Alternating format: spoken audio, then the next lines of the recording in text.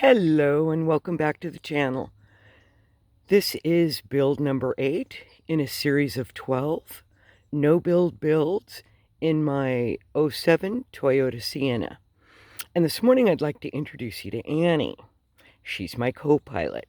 And yeah, a viewer asked to meet her and we rounded her up this morning. Okay, she was done with her debut. Anyway, someone asked to see this week's build in bed position so they could get an idea of space. So when we're in sleeping mode, this is how we are, although we have sheets all over both sides, yada, yada, yada. Sorry, I'm shaking my head and the camera's shaking at the same time. Anyway, but we have it in these positions. So it leaves this much room in the back, and of course plenty of room to walk through.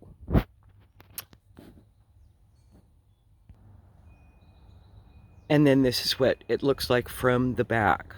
The things that are in the garage area while we're traveling go under the beds when they're reclined, and the chair behind the driver's seat gets pushed all the way back. My bed, which is the one on the passenger side, doesn't get pushed all the way back because I do like to sleep with my head toward the back, which gives me the most visual space when we're in camp and I'm in the van, because I can see all the way to the front window. I've never done curtains behind my seat. I really don't like that. It makes the space smaller, and then there's curtains to deal with and yada, yada, yada. But I do, and I've never mentioned this, like when we're traveling and I pull in anywhere, I do cover the entire back from the front seats back with a piece of black fabric that I bought on Amazon, 5 yards. So it's 48 inches wide, 5 yards long, and it covers everything. So when people look in through the windows, all they see is black.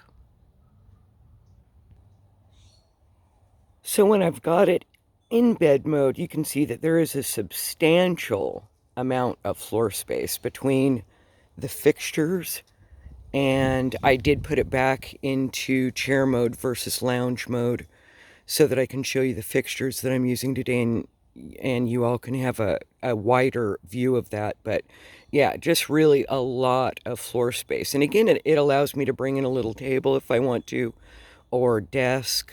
I do have collapsibles of both items. So yeah, a lot of floor space with these chairs. So today's build for me is all about over the river and through the woods to Grandma and Grandpa's van we go.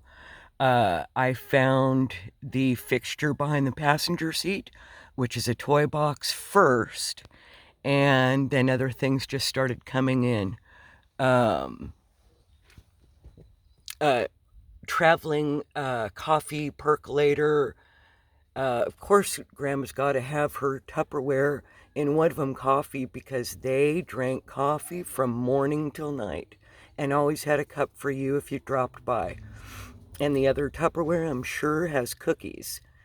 Baker extraordinaire.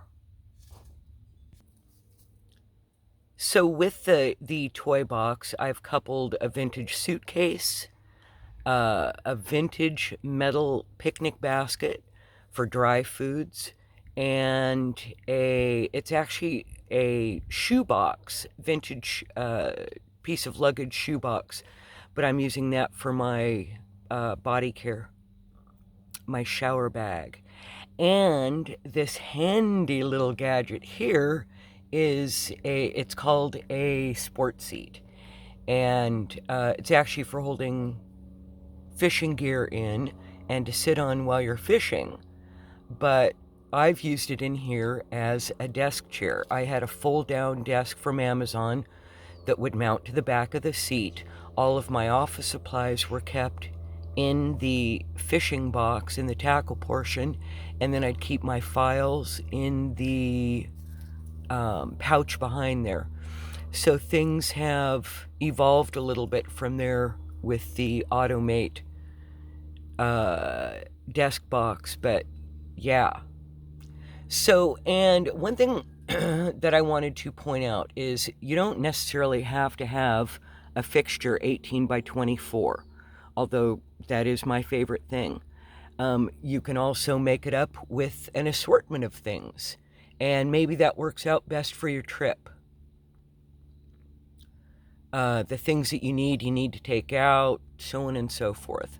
So this whole series is about building with things you have, things you find, and it doesn't have to be any specific size, any specific theme. Although, as you can see, I go a little bit for the themes. Since Graham is, of course, all of my grandmothers and great-grandmothers were knitters. One collected owls. So that's the theme of this particular. And of course, here's Grandma's purse. I don't know about yours, but my grandma's purse, she always knew where it was, and it was always right next to her. So the beds, again, when they're in fold-out position, there is room down here beside. We were just talking about where we put our window screens when not in use, and I just keep mine here next to between the bed and the wall. Keeps them in great condition, keeps them stored well, and gosh, to roll them up in a roll takes a lot of space. So in a Facebook group that I'm in, somebody was asking about doing a build, and he wanted to have his kitchen out the back, but what was he going to do on rainy days? And that's really why I'm such a huge proponent of the no-build build. Whatever your trip, whatever the season, you change things out as it suits you. That's what I do. It works great for me, although at this point, storing builds is, yeah. Anyway, folks, thanks so much for tuning in.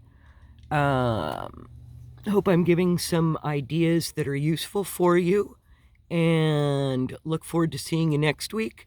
Let me know if you have any questions or comments. If you have a build idea you'd like me to pull off, let me know. And follow me for more tips, trips, and camps. Thank you.